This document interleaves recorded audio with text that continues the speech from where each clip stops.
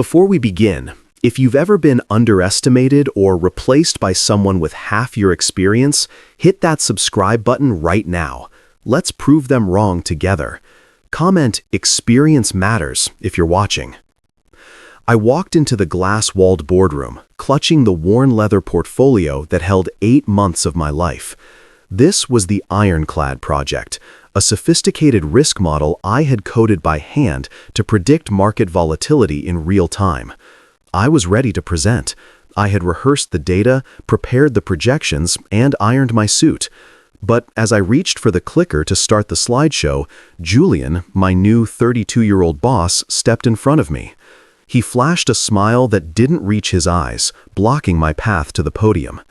"I'll take it from here, Thomas," he said, his voice smooth and loud enough for every senior partner to hear. "You might bore them with the math. Let's sell the vision." I froze.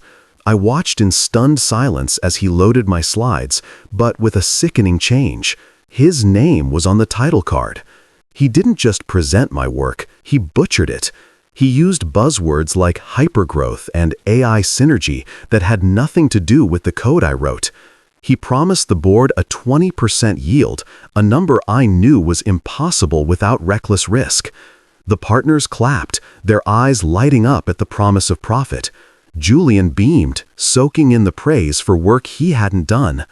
I stood in the corner, invisible, feeling the heat rise in my neck. He was erasing 15 years of my career in 15 minutes. I tried to speak up during the Q&A, raising my hand to correct a dangerous assumption he made about liquidity, but Julian cut me off instantly. "We can discuss the technicals offline, Thomas. Let's not bog down the momentum." I confronted him the moment the partners left the room. My hands were shaking, not from fear, but from the adrenaline of pure insult. "You promised a 20% yield, Julian. The Ironclad model is designed for stability, not gambling. If the market dips, that projection will wipe out the reserve funds." I kept my voice steady, relying on facts. I expected a debate. I expected him to ask for the data or the stress test results. I thought, naively, that he just didn't understand the math. Instead, Julian laughed. He checked his notification feed on his smartwatch, barely looking at me. "Thomas, you're looking at this with 1990s eyes. We need speed, not safety belts. Investors want to see aggression." He stepped closer, patting my shoulder with a condescending weight that made me want to recoil. "Maybe it's time you start thinking about your retirement package. Honestly, you're becoming what does HR call it? A legacy cost." The words hit me like a physical slap. Legacy cost. To him, my experience wasn't an asset. It was just an expensive line item he wanted to delete. He didn't care about the company's survival. He only cared about his stock options vesting next month. He walked away, leaving me standing there, realizing for the first time that this wasn't just incompetence. It was a targeted removal. He wasn't just ignoring me. He was actively planning to discard me. The real blow landed 3 days later. It was Friday, the day annual bonuses were distributed. I had already earmarked that money. My daughter was in her final year of medical school, and the tuition bill was sitting on my kitchen counter. I had promised her I would cover it. I logged into my bank app, expecting the usual transfer. The deposit line read $0. My stomach dropped. I refreshed the page, thinking it was a glitch. Nothing. I marched straight to Julian's office, bypassing his assistant who tried to wave me down. "Where is it?" I asked, my voice tight. Julian was leaning back in his chair, toying with a new gold pen. "We're pivoting funds," he said casually, not even pretending to look busy. "The new branding launch is expensive.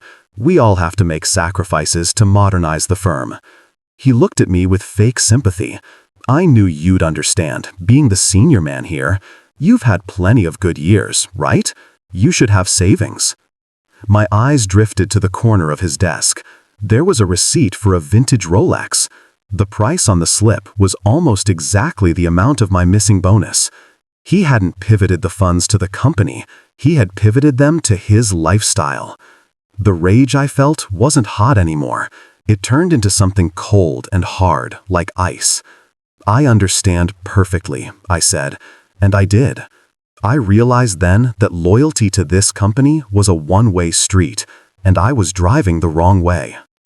Wow, imagine your boss stealing your family's money for a watch. If that makes you angry, hit the like button so we can expose more people like Julian. I didn't yell, I didn't flip a desk. I went back to my cubicle, sat down, and opened the ledger, the backbone of the company's trading system that I had written a decade ago. If they were going to call me a legacy cost, I needed to see exactly how they were using my legacy. I began a quiet, forensic audit of the system logs. I worked through lunch, ignoring the chatter of the younger analysts Julian had hired, kids who thought trading was a video game. What I found made my blood run cold. Julian hadn't just promised high returns, he had authorized a patch to bypass the safety breakers I had installed. These breakers were crucial lines of code designed to stop trading automatically if the market became too volatile. He had turned them off to artificially inflate short-term gains. He was driving a sports car at 200 miles per hour and had cut the brake lines to save weight. He wasn't just arrogant, he was dangerous. He was risking hundreds of millions of client dollars just to look good for a single quarter. I took screenshots. I downloaded the timestamps showing exactly when his account authorized the changes. I wasn't just an employee anymore. I was a witness to a disaster waiting to happen. I backed up the evidence to an encrypted personal drive. They thought I was just an old man staring at a screen. They had no idea I was building a case. Julian must have sensed I was digging, or maybe he just wanted to break my spirit completely so I would quit on my own and save him the severance payout. At 4 p.m. on Tuesday, he dumped a massive file on my desk. It landed with a heavy thud. "The Pacific account audit," he said. "Compliance needs it reconciled by Thursday morning. Show me you still have the stamina, Thomas." I looked at the file. This was a task meant for a team of 5 people over a week. It involved manually checking 10 years of transaction data for a messy, complex account. He was setting me up. If I refused, he would fire me for insubordination. If I tried and failed, he would fire me for incompetence. He wanted to terminate me for cause so he could deny my pension. He smiled, a shark-like grin that showed too many teeth. "Unless, of course, it's too much for you. We can discuss your exit now if you prefer." I pulled the file closer, opening the cover. "I'll handle it," I said, not looking up. I wasn't going to give him the satisfaction of seeing me fold. Not yet. I needed more time to gather my evidence, and this impossible task bought me access to the archives I needed. I stayed in the office for 2 days straight. At 52, pulling a 48-hour shift isn't a badge of honor, it is a health risk. My eyes burned, my back ached, and my heart rate was erratic. But I entered a flow state I hadn't felt in years. I knew this data better than anyone. I reconciled the numbers by hand, finding errors the automated systems had missed. I found money the client didn't even know they had. I was proving, line by line, that human experience still mattered. At 7:59 a.m. on Thursday, 1 minute before the deadline, I emailed the completed report to Julian and the compliance officer. I walked into the break room, poured a stale coffee, and waited. I expected a grudging acknowledgement. I expected surprise. Instead, 10 minutes later, I got a notification. Julian had deleted the email without even opening the attachment. He didn't care about the work. He didn't care about the Pacific account. He only cared that I hadn't quit. I saw him in the hallway, whispering to the HR director, pointing at me. The trap hadn't worked, so now they were going to use the hammer. I realized then that hard work doesn't save you from a toxic boss. It only delays the inevitable. If you've ever worked hard only to be ignored, tell me your story in the comments. Let's support each other. An hour later, I was summoned to HR. The room felt sterile, smelling of cheap sanitizer and betrayal. The HR director, a woman I had known for 10 years, Someone whose kids I had asked about at holiday parties wouldn't meet my eyes. She shuffled papers nervously. She slid a single document across the table. It was a performance improvement plan. "Thomas," she said, her voice robotic, "we have concerns about your ability to adapt to modern workflows. You seem resistant to the new leadership's vision." I read the document. It was a list of lies. It claimed I was slow, uncooperative, and stuck in the past. It cited missed cultural milestones, which was corporate speak for "you're too old." Then came the offer. "If you resign today," she said, "we can offer you 2 weeks of pay. If not, we start the formal review process, which usually ends in termination without benefits." 2 weeks, after 15 years. It was an insult designed to humiliate me. They were banking on me being too tired to fight. They thought I was a beaten dog who would just limp away. I looked at the paper, then at her. "I'll think about it," I said, standing up. I didn't sign the NDA. That was their first mistake. I walked out holding my head high, but inside, I was terrified. I sat in my 2014 sedan in the parking garage, staring up at the glass tower I had helped pay for with my blood and sweat. I felt a crushing weight on my chest. I thought about my daughter's tuition. I thought about my mortgage.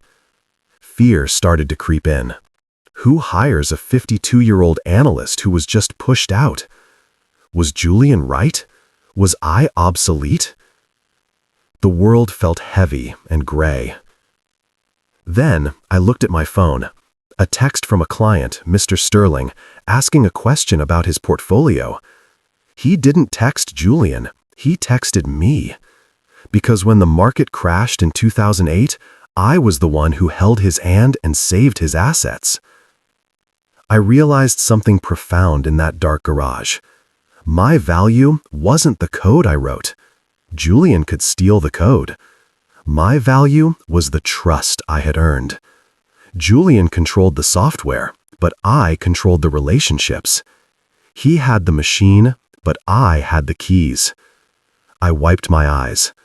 I wasn't going to look for another job. I was going to build a weapon. I wasn't going to just survive. I was going to compete. I drove home, went into my study, and opened a fresh notebook. I didn't turn on my computer. I used a pen. I sketched out a business model based on everything Julian mocked. He wanted fast capital, AI, no limits. I wrote down the opposite: slow capital, high touch, zero hidden risks. I called it Apex Logic. I realized I didn't need their massive server farms or their fancy marketing team. I just needed to be the one thing they weren't: honest. I spent the night drafting a list of every flaw in Julian's new strategy. Every corner he cut was an opportunity for me. He was building a house of cards, and I was going to be the wind. I felt a spark of energy I hadn't felt in decades. The legacy cost was about to become their biggest competitor. I checked my savings. It was tight. I would have to drain my retirement account to fund the startup costs. It was a gamble. If I failed, I would lose everything: my home, my retirement, my daughter's future. But staying safe was no longer an option. The fire was lit. The legacy cost was about to become their biggest competitor. I checked my savings. It was tight. I would have to drain my retirement account to fund the startup costs. It was a gamble. If I failed, I would lose everything: my home, my retirement, my daughter's future. But staying safe was no longer an option. The fire was lit. The next day, I went into the office with a specific mission. I spent the morning cleaning my workspace. I took my framed photos of my kids.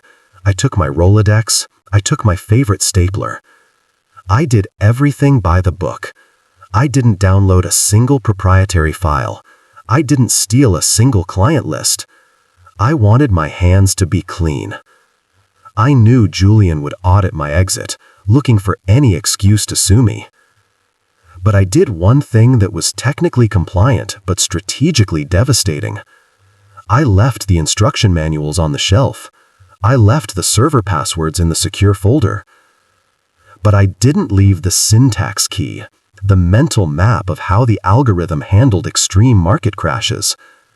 That knowledge wasn't written down anywhere. It was in my head.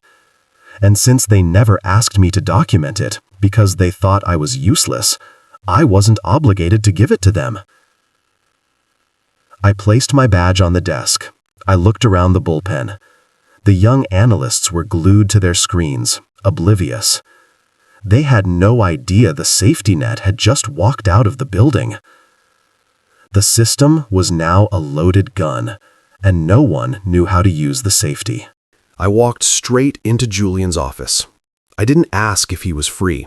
I stood in his doorway. "I resign," I said, "effective immediately. I have accumulated vacation time that covers the notice period." Julian looked up, surprised but pleased. He thought he had won. He thought he had bullied me into submission. "Smart choice, Thomas," he smirked, leaning back. "The industry moves fast. Maybe you can find some consulting work. Or teach. You'd be good at telling history stories." The condescension dripped from his voice. He reached out a hand, but I didn't shake it. "Good luck, Julian," I said, and I meant it. He was going to need it. I turned and walked to the elevator. I didn't look back. As the doors closed, my phone buzzed. It was a text from Maya, the 28-year-old lead data analyst, the brightest young mind in the firm. The text read, "He just tried to run the morning report without your authorization code. It's returning critical errors. What do I do?" I smiled. The chaos had begun. The first domino just fell. Hit subscribe to see how Julian handles the mess he created. I met Maya for coffee an hour later. She looked exhausted. Her eyes were red. "He's screaming at us," she whispered, gripping her cup like a lifeline. "He says we broke the code. He doesn't understand that the system needs your manual override to process the daily volatility." Maya was a genius, but she was timid. Julian bullied her constantly, stealing her ideas and blaming her for his mistakes. "I can't stay there, Thomas," she said, a tear rolling down her cheek. "He told me I was replaceable yesterday because I asked for clarification on the risk parameters. He said I was low energy." I looked at her. I saw myself 20 years ago, talented but crushed by bad leadership. "You're not replaceable, Maya," I said. "You're essential. But you're working for a man who thinks he's a god." She looked up at me, desperation in her eyes. "Where are you going? Take me with you. Please, I'll work for half my salary." I hadn't planned on hiring anyone yet. I couldn't afford it.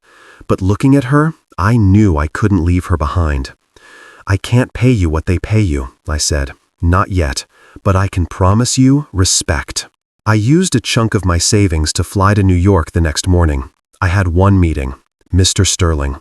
He managed a $200 million portfolio with the firm. He was the whale. If I could convince him, I had a chance. I didn't bring a PowerPoint. I didn't bring a tablet. I sat in his mahogany office and placed a single handwritten note on his desk. "Mr. Sterling," I said, "this is a calculation of the risk exposure you are currently under with the new algorithm." He put on his glasses and read the note. He was a numbers man. He saw the gap instantly. "They turned off the breakers?" he asked, his voice low and dangerous. "Yes," I answered, "to show a higher yield for the quarter. It works fine until it doesn't." He took off his glasses and rubbed his temples. "Can you manage it better?" he asked. "I already have," I said. "For 15 years. I built the safety net they just cut." He looked at me for a long moment. "I trust the gray hair, Thomas. I don't trust the Rolex." Sterling didn't just move his portfolio. He offered to back my startup. "I want to be your anchor client," he said, "and I want equity. I want to bet on the jockey, not the horse."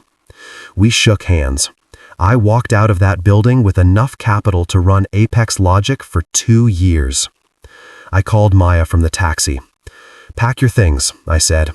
"I can match your salary, and I'm giving you 5% equity." There was silence on the other end, then a gasp of relief that sounded like a sob. "I'm typing my resignation letter now," she said. I had the capital, I had the talent, and I had the moral high ground. I wasn't stealing from Vanguardia. I was rescuing the people and the money they didn't deserve to keep. I felt a sense of power I had never experienced as an employee. I was no longer a cost. I was the competition. And Julian had no idea what was coming. I was building a fortress, and he was still playing with matches. Maya's resignation hit Julian like a grenade. He called my personal cell phone while I was setting up my home office. "You can't take her," he screamed. "That's poaching. That's IP theft. I'll sue you into the ground." I put the phone on speaker so I could keep typing. "People aren't property, Julian," I said calmly. "She left because she hated working for you. And as for IP theft, Maya didn't bring any code. She brought her brain. Unless you claim ownership of her thoughts, you have no case." He sputtered, threats pouring out of him. "You'll regret this, Thomas. I'll make sure you never work in this town again." "I'm not looking for work," I replied. "I'm working for myself." I hung up. His anger validated everything. He wasn't scared of losing an employee. He was scared because he didn't know how to run the machine without us. He was a captain with no crew, sailing into a storm. Have you ever quit a toxic job? How did it feel? Tell me in the comments. 2 weeks later, the market dipped. It wasn't a crash, just a normal correction. But without the safety breakers, Julian's modified Alpha 6 model interpreted the dip as a buying opportunity. It started aggressively buying high-risk assets that were falling in value. I watched it happen on the public tickers. Vanguardia's funds were hemorrhaging money in real time. Without me there to override the system, and without Maya to patch the logic, the algorithm went rogue. They lost $4 million in a single morning. My phone started blowing up with texts from old colleagues. "It's a bloodbath in here," one said. "Julian is blaming a market anomaly." I knew the truth. It wasn't the market. It was the lack of a pilot. He had fired the captain and was now surprised the plane was crashing. I watched the numbers fall, feeling a strange mix of sadness for the clients and vindication for myself. The math doesn't lie. I decided it was time for the world to see the truth. I didn't name names. I didn't attack the company. I simply posted a single image on my private LinkedIn. It was a graph. The red line showed the market volatility. The blue line showed the performance of a standard AI model, Julian's strategy, dropping like a stone. The green line showed Apex Logic's performance, steady, stable, profitable. I captioned it, "Experience prevents what algorithms can't predict. Trust the math, not the hype." The post went viral in our niche. Financial analysts shared it. Traders commented on it. It had 10,000 views in an hour. It was a visual proof of competence. I didn't have to say Julian was incompetent. The graph said it for me. The legacy cost was outperforming the visionary. People love an underdog, but money loves a winner. And right now, I was winning. The graph was the turning point. The floodgates opened. In 1 week, the head of compliance and the senior trader from Vanguardia resigned. They didn't just leave, they reached out to me. "Is there a desk for me?" the compliance director asked. "I can't sign off on what Julian is doing. It's unethical." I hired them. We were working out of a rented office space that smelled like coffee and ambition, but we were building a powerhouse. We were the old guard and the young talent combined. Apex Logic became the lifeboat for everyone Julian had alienated. The atmosphere in my new office was electric. We weren't bogged down by bureaucracy. We were agile. Meanwhile, my source inside the old firm told me the mood there was funereal. Julian was panicked, locking himself in his office, yelling at anyone who knocked. He was losing his kingdom piece by piece. Then came the client bleed. It wasn't just Sterling anymore. 3 other institutional clients noticed the volatility and the lack of communication. They called Vanguardia and asked to speak to Thomas. They wanted the guy who had kept them safe for a decade. The receptionist had to tell them, "He's no longer here." "Where did he go?" they asked. And because the industry is small, they found me. My phone rang non-stop. I took the calls. I listened. I didn't pitch them hard. I just said, "I'm doing the same thing I always did, just under my own name now." They moved their accounts. Millions of dollars in assets under management transferred from Vanguardia to Apex Logic. We were growing faster than I could have imagined. I had to hire an assistant just to handle the onboarding paperwork. Julian's empire was crumbling, not from an external attack, but from the vacuum I left behind. The industry started to take notice. A major financial newsletter released a report downgrading Vanguardia's rating from buy to hold. The analysis was brutal. It noted, brain drain at the executive level has exposed significant operational risks. The firm appears to have lost its strategic direction. Julian couldn't take it. He lashed out. He had his lawyers send me a cease and desist letter, claiming I was soliciting clients in violation of company policy. He threatened to sue me for damages. It was a desperate move, a bully flailing in the dark. I read the letter and laughed. I handed it to my new partner, the compliance director I had just poached. "Handle this," I said. He cracked his knuckles. With pleasure. It was pathetic. Julian was trying to use legal paper to stop a tidal wave. We didn't just ignore the lawsuit. We countered it. My lawyer, another old dog I'd known for 20 years, replied with a binder of evidence. We included the timestamps of Julian turning off the safety breakers. We included the emails where he denied my bonus. We included the hostile performance reviews used to push me out. The message was clear. If you sue us, all of this goes into the public court record. We also countersued for my unpaid bonus and Maya's unpaid overtime. They settled in 24 hours. They paid me every cent of my bonus, plus legal fees, just to keep the evidence buried. I used the money to pay for my daughter's final semester of tuition. The check cleared. Justice had a sweet, distinct sound, the notification ping of a wire transfer. They paid me to beat them. We are approaching the finale. If you are rooting for Thomas, share this video with a friend who needs to see this. Then, the unthinkable happened. It was a Tuesday evening. I was the last one in the office. There was a knock on the glass door. It was Julian. He looked terrible. He had lost weight. His suit was wrinkled. The arrogance was gone, replaced by pure fear. "Thomas," he said, his voice cracking, "the system is locked. We can't reconcile the Q3 closing. The auditors are coming tomorrow. If we don't fix it, we lose the license." He paused, swallowing his pride. "Just tell me the command code. Please, I'll pay you." I looked at him. I looked at the man who called me a legacy cost. "I don't work for you, Julian," I said, "and I don't help competitors." "Please," he begged, "it's just a code."